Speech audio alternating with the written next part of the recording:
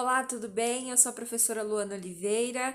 Hoje nós iremos falar então sobre orientação normativa de educação alimentar e nutricional para a educação infantil, tá? Levando em consideração a instrumentação normativa SME número 42, de 12 de novembro de 2020. Iniciando então, é importante já falar que essa orientação normativa, ela se encontra aí no verso do livrinho de orientação normativa de registro, tá? Então, de um lado está a orientação normativa de registro, que nós já falamos aqui no canal, e no verso, então, nós temos essa orientação normativa de alimentação, tá bom? E é sobre ela que nós iremos falar hoje.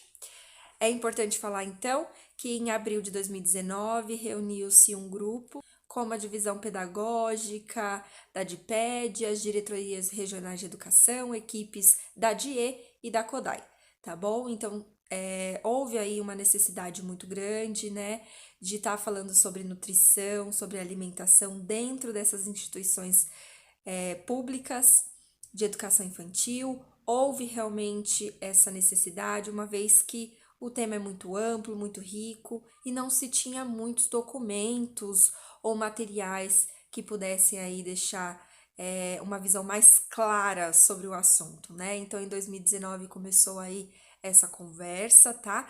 Que foi extremamente importante para a elaboração dessa normativa. Após esse primeiro encontro, então, iniciou-se as visitas a essas unidades, né? Tanto da rede direta como da rede parceira, né? As conveniadas. Então, é importante sim contextualizar qualquer documento que vire aí uma orientação, um norteador de práticas dentro das unidades. Para a construção de qualquer documento como esse, se avalie a prática, né? Então, uma vez que a prática ela deve ser levada em consideração, nada mais justo do que ir às unidades, fazer essa visitação, contextualizar essa escrita para verificar exatamente como são elaborados e como eram elaborados na época aí essa distribuição, né, de alimentos dentro dessas unidades, quais eram os materiais utilizados, como era a forma de alimentação, os mobiliários, os espaços, os tempos, as relações, como isso era ofertado dentro dessas unidades, para que aí sim se construísse um documento principalmente voltado para a prática. Então, depois de todos esses contextos, sai a instrumentação normativa número 42, em novembro de 2020, que resolve então aprovar a orientação normativa 01 de 17 de julho de 2020, que falava então sobre a educação alimentar e nutricional para a educação infantil, tá? Todas essas informações você encontra ali nas primeiras páginas do livro, né? E vale a pena aí se aprofundar, tá bom? Que o currículo ele também fala que os momentos de alimentação, eles fazem parte de uma finalidade de promover saúde e bem-estar dentro desses espaços, né? Numa relação que vai muito além do cuidado físico, né? Mas também como os aspectos afetivos, sociais e cognitivos. E quando nós falamos disso, nós precisamos ter em mente que a alimentação nutricional, ela também vai proporcionar para a criança a autonomia, prazer, né, a saúde, a cultura, a diversidade, relações entre grupos e todos esses benefícios, eles fazem parte aí de uma sustentabilidade, né, onde eu incluo todos os indivíduos dentro de uma mesma situação, dentro de uma mesma relação, tá? E aí, quando nós falamos sobre essa diversidade de situações chaves que pode proporcionar para a criança, é importante também falar que tudo isso está bem descrito ali nas diretrizes curriculares nacionais para a educação infantil lá de 2009, né? E ele cita aí que uma das maneiras mais práticas de você realizar isso, né, dentro dessas instituições de educação é promover a organização aí de ambientes acolhedores, né, com a seleção de uma oferta de mobiliários, ou seja, de móveis, né, de acesso fácil a crianças, voltados aí à altura da criança, para exercitar a sua autonomia, né, e a sua individualidade, selecionando então utensílios e materiais adequados para a oferta desses alimentos, também levando em consideração os tempos e as interações possíveis que irão acontecer ali durante aquele momento de alimentação. E tudo isso é importante aí ter em mente, né? Quando qualquer situação que se coloque dentro de uma unidade, ele tem uma finalidade, ele tem um porquê, né? Nada pode ser solto a ponto de você não ter uma intenção por trás das ações realizadas dentro das creches, né? Das escolas de educação infantil. A orientação normativa 115, que são os padrões básicos de qualidade na educação infantil paulistana, definem aí o refeitório, né, como um ambiente para alimentação e socialização e a autonomia dos bebês e das crianças. O ambiente pode ser utilizado também para realizações de atividades que ofereçam aí a criança experiências diversas, principalmente no contexto ali das culinárias, né, que são muito comuns dentro desses espaços. O refeitório, então, ele tem aí uma base nutricional, né, de cuidado e bem-estar, mas ele também tem uma base educacional aí, onde a gente pode estar ofertando diversas experiências e vivências para agregar nesse desenvolvimento integral das crianças. É importante pensar também que toda a alimentação ofertada dentro desses espaços é pensado e elaborado por uma equipe de nutricionistas, tudo acompanhado aí pela CODAI, né? E nós temos um site onde são elaborados os cardápios, né? E verificado aí de acordo com a faixa etária e idade, o que é recomendado, pensado aí numa nutrição adequada para cada faixa etária. Então nós temos o prato aberto, né? E lá nós temos diversas variações e composição dos cardápios e de alimentos, né? E formas de estar aí montando tipos de refeições, né, dentro desses espaços. É importante saber também que as famílias têm direito a esse acesso, então por lá elas conseguem acompanhar o cardápio que foi elaborado ali, pensando na unidade. Todas essas informações estão presentes aí no site do Prato Aberto, que é da Secretaria Municipal de Educação, e está disponível aí no Google para que todos tenham acesso.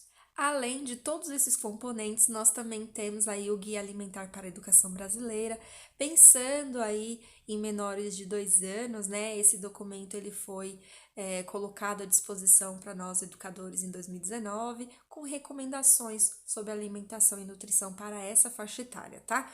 Então é um documento bem rico, fica aí também de sugestão para quem quiser consultar. Como vocês podem ver, eu coloquei alguns exemplos do que tem dentro desse documento, né? Então, ele fala aí sobre a importância de amamentar até os 2 anos, né?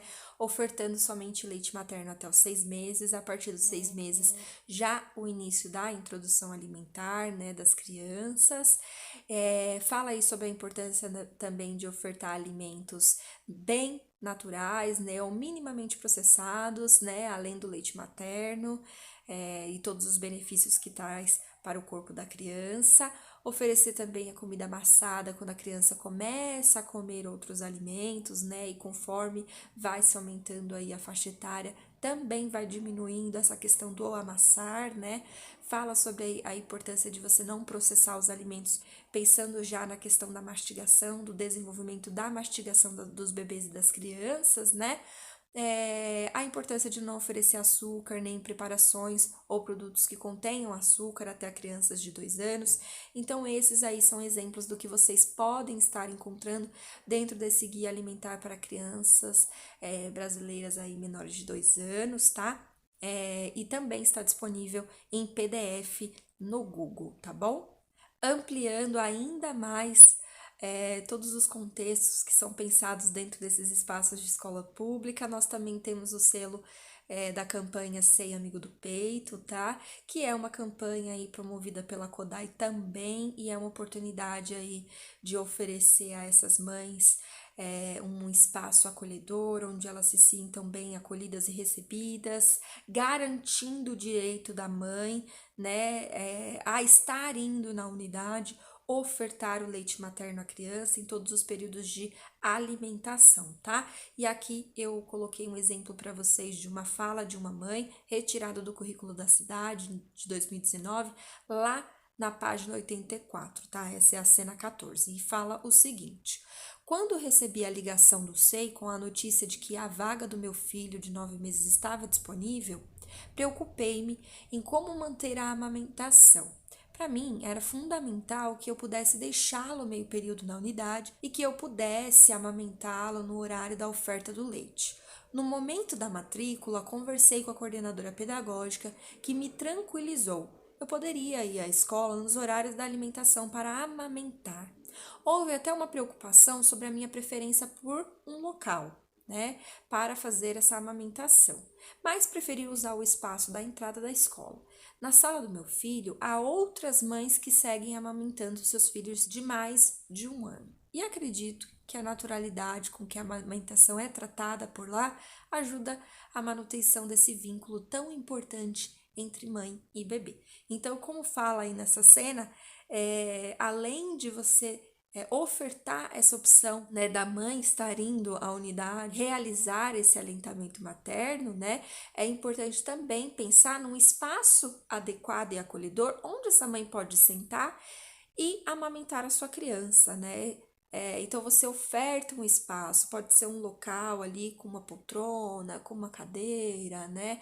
Um espaço mais íntimo, para que essas mães se sintam realmente confortáveis, né? De estar amamentando as crianças. Levando em consideração também que a mãe pode estar fazendo a ordenha do leite e estar levando para o SEI, né? Para a escola, para a unidade de educação infantil, para estar sendo então armazenado de forma correta na cozinha da escola e ofertado nos horários de alimentação para as crianças. Algo muito interessante para falar para as professoras, né, para os docentes também, é os momentos de alimentação em forma de registros no diário de bordo, né? Aqui já tem vídeo falando sobre diário de bordo e é extremamente importante pensar que esses momentos de alimentação são momentos onde as crianças também exploram, se relacionam e acabam aí dando pistas daquilo que elas estão pensando, imaginando naqueles momentos, né?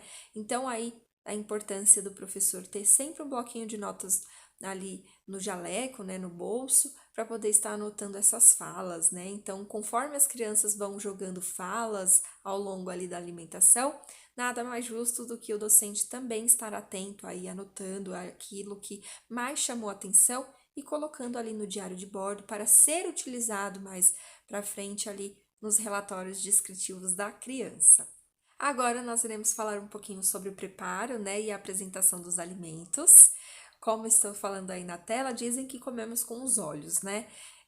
Então é importante dizer que um prato bem colorido, bem elaborado, ele chama a atenção, né?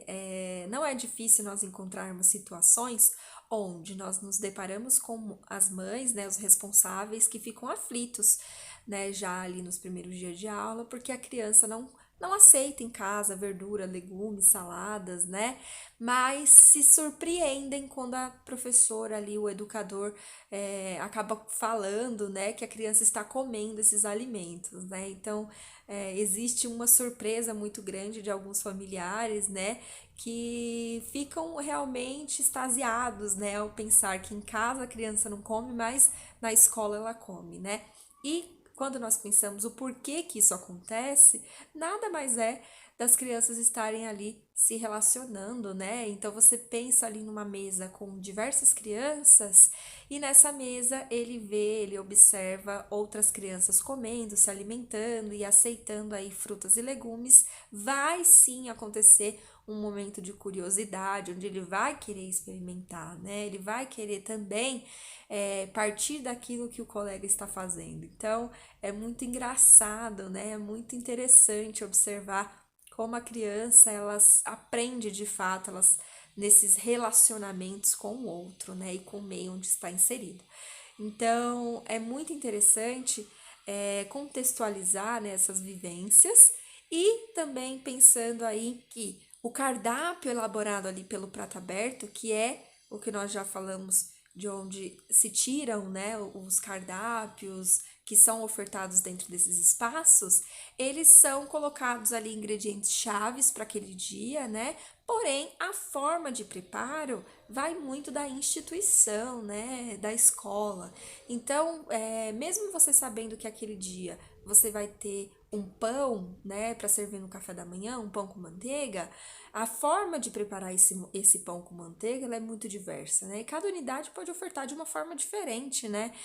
O alimento, ele é rico até no modo de preparação, né? Então, as escolas não podem ficar presas naquele cardápio também, muito quadrado, né? Onde toda segunda-feira é pão com manteiga, né? Então, fazer de fato essas variações, né? É pão com manteiga essa semana, na outra semana vai ser pão com manteiga, mas vai ser na chapa, e assim nós vamos observando a diversidade, né? E isso é uma conversa muito bem alinhada entre gestão e cozinha, tá? Para que essa experiência gastronômica, né, ela aconteça e não seja só algo que fique ali no papel, em uma ideia pensada, assim como tantas outras situações que nós, educadores, achamos extremamente importante para o desenvolvimento integral das crianças, que não fique só no papel, que de fato ele saia para fora, né? Ele transborde essa bolha e que seja um momento rico e agradável. Outro ponto interessante dentro das unidades é o autosserviço, tá? O autosserviço é quando a criança ela tem a oportunidade de se servir, né, sozinha, sem auxílio.